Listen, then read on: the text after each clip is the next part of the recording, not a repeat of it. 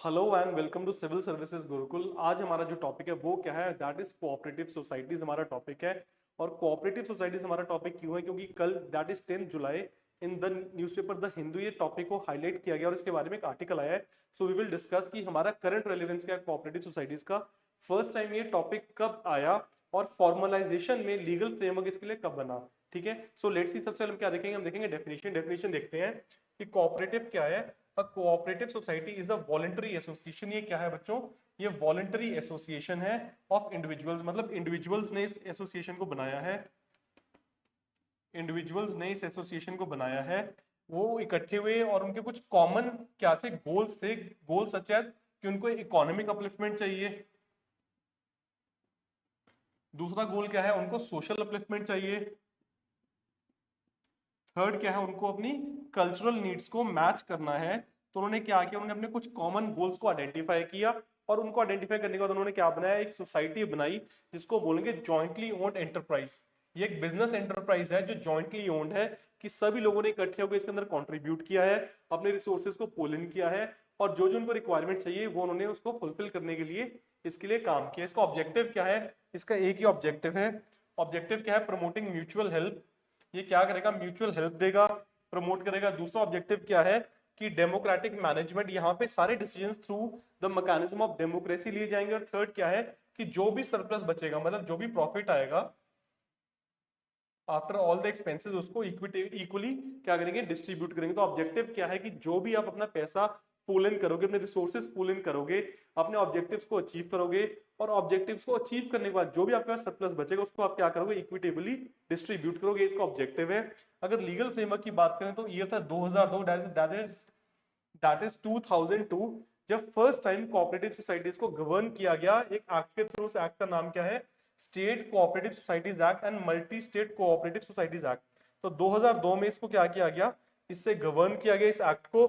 और ये एक्ट है जो क्या करता है, आज आपकी कोऑपरेटिव्स के लिए आपको हेल्प करता है इस्टेब्लिश करने के लिए।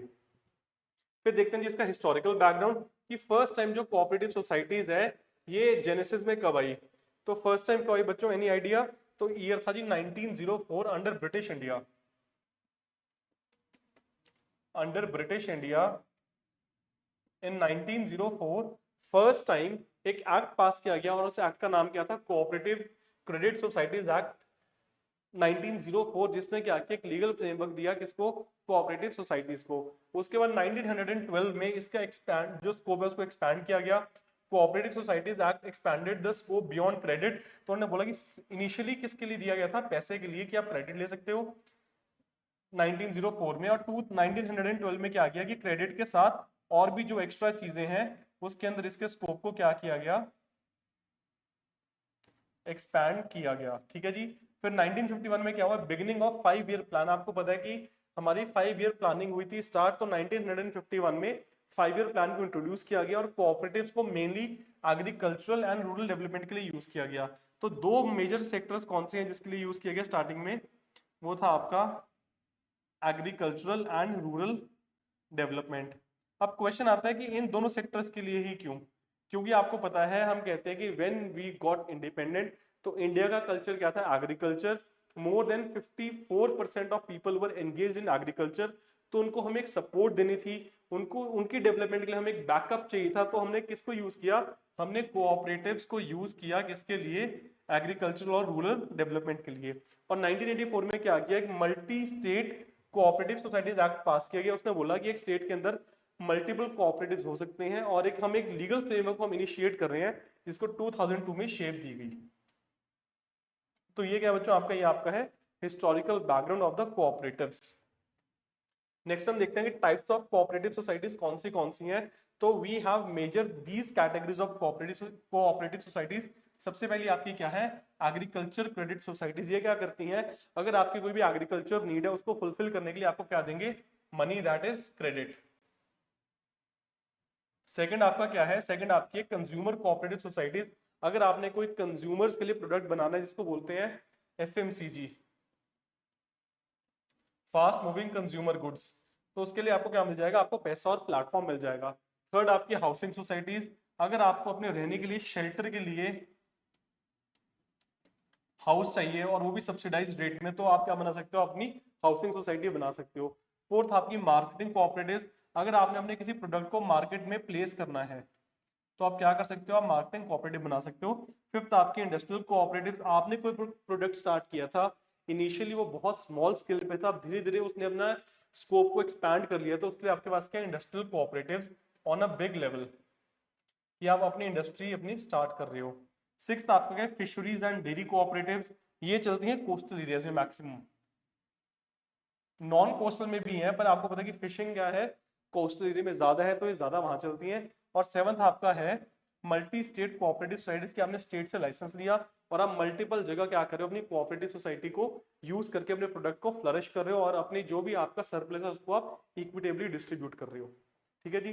फिर आपका आता है कॉन्स्टिट्यूशनल स्टेटस की बात करें तो हमारे पास एक एक्ट आया 2011 में, उस एक्ट का नाम क्या था, 97 कॉन्स्टिट्यूशनल अमेंडमेंट एक्ट 2011। तो आपको पता होना चाहिए कि 2011 इज द ईयर कि जब कोऑपरेटिव सोसाइटीज को कॉन्स्टिट्यूशनल स्टेटस मिला। अगर हम लीगल स्टेटस की बात करें तो 1984 में एक्ट आया, जिसको थोड़ा सा रिफर्बिश किया गया 2002 में, और लास्टली क्या हुआ 2011 में इसको कॉन्स्टिट्यूशनल स्टेटस दे दिया गया। इसने क्या किया, इसने आर्टिकल 43B आपका ऐड किया। 43B है किसके under, DPSP, that is part 4, DPSP part 4 के अंडर है। इसने क्या किया कि हमें कोऑपरेटिव सोसाइटीज को प्रमोट करना है, इसके साथ ही एक new part that is part 9B add किया गया किसके अंदर, कॉन्स्टिट्यूशन के अंदर। तो आर्टिकल्स कौन से 243ZH से लेकर 243ZT, ठीक है। और इन्होंने क्या किया, इन्होंने बोला कि गवर्नेंस करनी है कोऑपरेटिव्स की, कि कोऑपरेटिव्स अच्छी तरह काम करें तो उसको गवर्न करने के लिए हमारे पास क्या होना चाहिए, मैकेनिज्म होना चाहिए। थर्ड चीज क्या है, it include cooperatives in schedule 4, यहाँ पे शेड्यूल 8 ने, हाँ शेड्यूल 8 डायरेक्टिव प्रिंसिपल्स, इन्होंने बोला कि जो शेड्यूल 8 है उसके अंदर भी हमें डायरेक्टिव प्रिंसिपल्स के अंदर भी कोऑपरेटिव्स को इंक्लूड करना है। अब यहाँ पे बच्चे शेड्यूल 8 नहीं, यहाँ पे आएगा पार्ट 4, ये गलत है, यहाँ पे क्या आएगा, पार्ट 4। पार्ट 4 में क्या हुआ, कोऑपरेटिव्स को हमने इंक्लूड किया। नेक्स्ट क्या है, सुप्रीम कोर्ट की जजमेंट आई 2021 में, उसने क्या बोला, it struck down part 9B as far as it apply to states due to lack of ratification. तो उन्होंने बोला कि जो ये कोऑपरेटिव्स का था पार्ट था, इसको हमने स्ट्रक डाउन किया। स्ट्रक डाउन क्यों किया, क्योंकि स्टेट्स ने इसको रेटिफाई नहीं किया। अगर स्टेट्स ने इसको रेटिफाई नहीं किया तो प्रॉब्लम क्या आई है कि स्टेट्स इस चीज को मानते नहीं है, जो ये बहुत इंपॉर्टेंट चीज है। तो हमने बोला कि 2021 में कि जैसे स्टेट इसको फॉलो नहीं कर रहे हैं, स्टेट्स इसके एडवांटेज लोगों को पास नहीं कर रहे, तो हम पार्ट 9B के अंदर से कोऑपरेटिव्स को क्या कर रहे हैं, स्ट्रक डाउन कर रहे हैं। और यही आपका यूपीएससी का क्वेश्चन बन सकता है। This can be your UPSC pre question, कि कौन से ईयर में और किस इंस्टीट्यूशन ने पार्ट 9B से कोऑपरेटिव्स को निकाला है, वो क्या है, ईयर है 2021, इंस्टीट्यूशन क्या है, Supreme court that is judiciary. और क्यों निकाला है, क्योंकि स्टेट्स ने, हाफ ऑफ द स्टेट्स ने इसको रेटिफाई ही नहीं किया। And this was the point कि जो आपका न्यूज़पेपर में आर्टिकल आया है। ठीक है जी। नेक्स्ट हम देखते हैं इसके अंदर ऑर्गेनाइजेशनल स्ट्रक्चर क्या है, 3 टायर स्ट्रक्चर एग्रीकल्चर में। 3 टायर स्ट्रक्चर का मतलब क्या है कि पहले क्या है, प्राइमरी एग्रीकल्चरल क्रेडिट सोसाइटीज, आपके पास पीएसीज हैं, इकोनॉमिक सर्वे में आपने ये सुना होगा। दूसरा आपके पास क्या है, डिस्ट्रिक्ट में है आपके पास सेंट्रल कोऑपरेटिव बैंक्स हैं जो लोन देते हैं। थर्ड आपके पास क्या है, स्टेट कोऑपरेटिव बैंक्स हैं। तो 3 तरह से एग्रीकल्चर में इसका स्ट्रक्चर है कोऑपरेटिव्स का, जो हेल्प करता है कोऑपरेटिव्स के लिए। और सेकंड क्या, अगर रेगुलेशन की बात करें, इसको रेगुलेट कौन करता है, इसको आरबीआई रेगुलेट करता है फॉर बैंकिंग कोऑपरेटिव। जब क्वेश्चन आ सकता है ये बेटा, ये इकोनॉमिक्स का क्वेश्चन बनता है इसमें, कि क्या आरबीआई के पास पावर है कोऑपरेटिव सोसाइटीज को रेगुलेट करने के लिए, यस है। अच्छा, आरबीआई बना कब था, 1934। तो आरबीआई रेगुलेट करता है कोऑपरेटिव, कौन से, बैंकिंग के कोऑपरेटिव्स को। आपके पास नबार्ड है एग्रीकल्चर वाला, रीफाइनेंसिंग एंड कैपेसिटी बिल्डिंग, मतलब ये आपको टॉप अप मनी देता है, टॉप अप मनी देता है। रीफाइनेंस का मतलब क्या है, टॉप अप मनी, की आपके पास पैसा है उसको रीफाइनेंस करके, आपको पैसे की कमी है या शॉर्टेज है तो आपको क्या करेगा, पैसा फिर देगा। और थर्ड क्या है, रजिस्ट्रार ऑफ कोऑपरेटिव सोसाइटीज, ये स्टेट लेवल पे होता है, इसका भी बच्चे एग्जाम होता है। और ये क्या करते हैं, ये रेगुलेट करते हैं किसको, कोऑपरेटिव सोसाइटीज को। तो कोऑपरेटिव सोसाइटीज 3 तरीके से रेगुलेट होती हैं।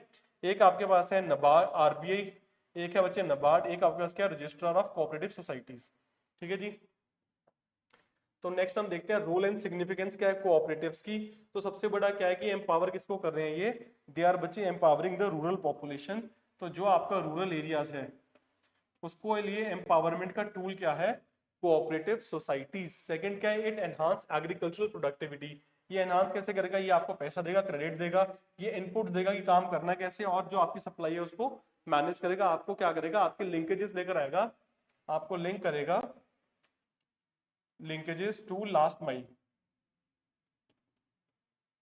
Linkages to last mile. उसके बाद क्या करेगा, प्रमोट सेविंग एंड थ्रिफ्ट। ये आपको एक सेविंग कल्चर की तरफ लेकर आएगा और इमरजेंसी में आप उस पैसे को यूज कर सकते हो और अपनी प्रॉब्लम्स को सॉल्व कर सकते हो। उसके बाद क्या है, इट रिड्यूस रूरल इंडेप्टनेस। अगर रूरल एरिया के लोग बाहर जाएंगे पैसे लेने के लिए, मनी लैंडर्स के पास जाएंगे, तो ऑटोमेटिकली क्या है, जो रेट ऑफ इंटरेस्ट है वो बहुत ज्यादा हाई होगा। तो कोऑपरेटिव इस चीज को क्या करता है, इस चीज को कोऑपरेटिव्स कम करते हैं। और लास्ट में क्या है, women cooperatives enhance gender equity. तो जो विमेन है वो जो अपने घर में रह के, अपने एरिया में रह के काम कर सकती हैं, तो अगर वो कोऑपरेटिव सोसाइटी के साथ जुड़ती हैं तो वो क्या करेगा, एनहांस करेगा उनकी जेंडर इक्विटी को। आपने सुना होगा, आपने एक एग्जांपल लिया, आपने सुना होगा Lijjat papad. You must have heard Lijjat papad ना, कि लिज्जत पापड़ क्या है। तो लिज्जत पापड़ भी एक कोऑपरेटिव इनिशिएटिव है रन बाय विमेन, लुधियाना का है ये। तो क्या है, it is being run by women.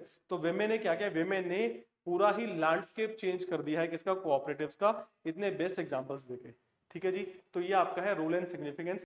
Next देखते हैं रिसेंट इनिशिएटिव्स। हमारे पास जो डेटा है वो क्या कहता है, डेटा कहता है कि हमारे पास एक मिनिस्ट्री ऑफ कोऑपरेशन है जो वो 2021 में क्रिएट हुई है। हमारे पास एक पोर्टल है, उसको बोलते हैं ई शाहकार पोर्टल। मतलब ये है कि ये क्या करता है, ये डिजिटलाइज करता है इसको, कोऑपरेटिव्स को, जितने भी कोऑपरेटिव्स हैं उसको डिजिटल प्लेटफॉर्म में रिकॉर्ड करता है। क्या करता है, रिकॉर्ड करता है। फिर हमारे पास क्या है, एनसीडीसी फंडिंग है। तो उन्होंने 28,000 प्लस करोड़ रुपीस डिसबर्स किए हैं किसको, कोऑपरेटिव प्रोजेक्ट्स को। तो आप देख सकते हो कि एनसीडीसी ने क्या किया है, क्रेडिट लाइन को ओपन किया है सो दैट आपको मनी की शॉर्टेज ना हो। अगर आपके पास आइडिया है, आपके पास सोसाइटी है, आप उसको कोऑपरेटिव सोसाइटी की तरह रजिस्टर करना चाहते हो और उसके थ्रू कुछ भी काम करना चाहते हो, तो एनसीडीसी ने रिसेंटली 2023-24 में क्या किया है, 28,000 करोड़ से ज्यादा फंड आपको रिलीज किया है। फिर देखते हैं number of cooperatives as of 2024 में, जैसे अभी 2025 चल रहा है तो 2024 में हम देखते हैं कितने कोऑपरेटिव्स हैं। We have 8.5 lakh cooperative societies, 29 crore plus individual members. आपको पता है कि 145 crore is the population of India, तो उसमें से आप देख लो कि 29 करोड़, अराउंड 20% पॉपुलेशन किसमें एंगेज है, कोऑपरेटिव्स में एंगेज है। उसके बाद क्या है कि हमारे पास 1 लाख है जो रिसेंटली हमारे पास डेटा कोऑपरेटिव जिन्होंने अपने आप को रजिस्टर किया है। ठीक है जी, नेक्स्ट हम देखते हैं कि चैलेंजेस एंड रिफॉर्म्स क्या क्या चाहिए कोऑपरेटिव्स को। तो कोऑपरेटिव्स को चैलेंजेस भी चाहिए। चैलेंजेस, सबसे बड़ा चैलेंज क्या है, पॉलिटिकल इंटरफेरेंस। जो फंड है वो पॉलिटिशियंस के इंटरफेरेंस के बाद ही आपको रिलीज होगा। क्यों, क्योंकि पॉलिसीज कौन बनाता है, आपका लेजिस्लेचर। और सबसे बड़ा चैलेंज यही है कोऑपरेटिव्स के लिए कि legislature is not that willing to have cooperatives या to get the cooperatives functionable. Second क्या, पुअर मैनेजमेंट। इन लोगों के पास कोई बच्चे एमबीए की डिग्री तो नहीं है या फाइनेंस की कोई डिग्री नहीं है। तो सबसे बड़ी प्रॉब्लम क्या आती है कि पहले ये लोग होते हैं हैंड टू माउथ, और जब इनके पास सरप्लस आता है तो ये अपने लग्जरी गुड्स के अंदर पैसा इन्वेस्ट करते हैं और क्या करते हैं, जो मैनेजमेंट है वो हो जाती है पुअर। थर्ड है टेक्नोलॉजिकल लैग। इनको they are not so educated. अगर एजुकेटेड नहीं है तो जैसे जैसे टेक्नोलॉजी चेंज हो रही है, so they lack in upgrading themselves and this is one of the biggest challenges. अगर रिफॉर्म्स की बात करें तो हमें क्या चाहिए, professional training. Government should form a cooperative skill set, कि अगर आपको किसी पर्टिकुलर चीज के लिए कोऑपरेटिव अपना रजिस्टर करवाना है और काम करना है तो you should have a training. दूसरा क्या है, डिजिटलाइजेशन। अभी हमने देखा ई शाहकार पोर्टल है, तो डिजिटलाइजेशन बहुत जरूरी है सो दैट गवर्नमेंट और जो यूजर है उसका इंटरफेस बन सके और वो अपना काम कर सके। थर्ड क्या, ऑटोनॉमी, इंडिपेंडेंस इनको देनी चाहिए। क्यों, क्योंकि पैसा इनका है, आइडिया इनका है। अगर ये सक्सेसफुल होंगे तो सरप्लस भी यही लेंगे, तो they should have the autonomy. और फोर्थ क्या है कि विमेन एंड यूथ कोऑपरेटिव्स को हमें प्रमोट करना चाहिए। क्यों, because they will also be engaged in the working population of the country, और जो डेट है इनका या जो बर्डन है वो क्या हो जाएगा, वो कम हो जाएगा। तो ये हमारे पास क्या है, रिफॉर्म्स है। फिर हम देखते हैं कि की इंस्टीट्यूशन एंड केस स्टडीज क्या है। वी हैव 3 की इंस्टीट्यूशंस या 4 की इंस्टीट्यूशन जिसके ऊपर बार बार एग्जाम्पल के तौर पे क्वेश्चन आता है। पहला एनसीडीसी, एनसीयूआई, इफ्को और फिर फोर्थ क्या है अमूल। ये बड़े रिसेंट नहीं है पर ये क्या है, ये बहुत फेमस है। सक्सेस टूरिज्म में आपने सुना होगा अमूल डेयरी गुजरात, है ना। तो ये क्या लेकर आए थे, ये व्हाइट रेवोल्यूशन लेकर आए थे। सेकंड आपके पास क्या सेवा है, ये इन्होंने क्या किया, इन्होंने विमेन को एम्पावर किया इन फॉर्मल सेक्टर। थर्ड आपके पास क्या है KRIBHCO, तो इसके किसके लिए, ये फर्टिलाइजर्स एंड फार्म सर्विस के लिए। और आपके पास क्या डिजिटल पैक्स हैं कर्नाटका में। सो यू हैव टू सी इस सक्सेस टूरिज्म में, यू शुड नो। ये आपको एथिक्स में हेल्प करेगा जब आपने आंसर लिखना है, या आपने एसए में एग्जांपल्स देने हैं कि क्या क्या चीजें आपके पास आती हैं सक्सेस टूरिज्म के अंदर कोऑपरेटिव्स में। और अगर हम देखेंगे रेलेवेंस एंड कंक्लूजन में कि आपका टॉपिक कहाँ आपको हेल्प करेगा, तो सबसे पहले आपको कहाँ हेल्प करेगा, GS2 पेपर में, एसए में और ऑप्शनल सब्जेक्ट के अंदर हेल्प करेगा। क्यों, because we have a separate topic on this. Second क्या है, आपके जो प्रीवियस ईयर क्वेश्चन है वो भी बार बार पूछे गए कोऑपरेटिव्स के ऊपर। तो एक बड़ा अच्छा क्वेश्चन है कि कोऑपरेटिव्स इन इंक्लूसिव डेवलपमेंट कैसे हेल्प करता है। तो you can get yourself enrolled for GS2 जो आपको ये आंसर हेल्प करेगा। और कंक्लूजन में हम क्या कहते हैं कि it is essential for democratic inclusive rural development. तो अगर आपने डेवलपमेंट करनी है कंट्री के अंदर, if you have to develop a country, तो वो क्या होनी चाहिए, इंक्लूसिव। दूसरी क्या होनी चाहिए, इक्विटेबल। थर्ड क्या होनी चाहिए, डेमोक्रेटिक।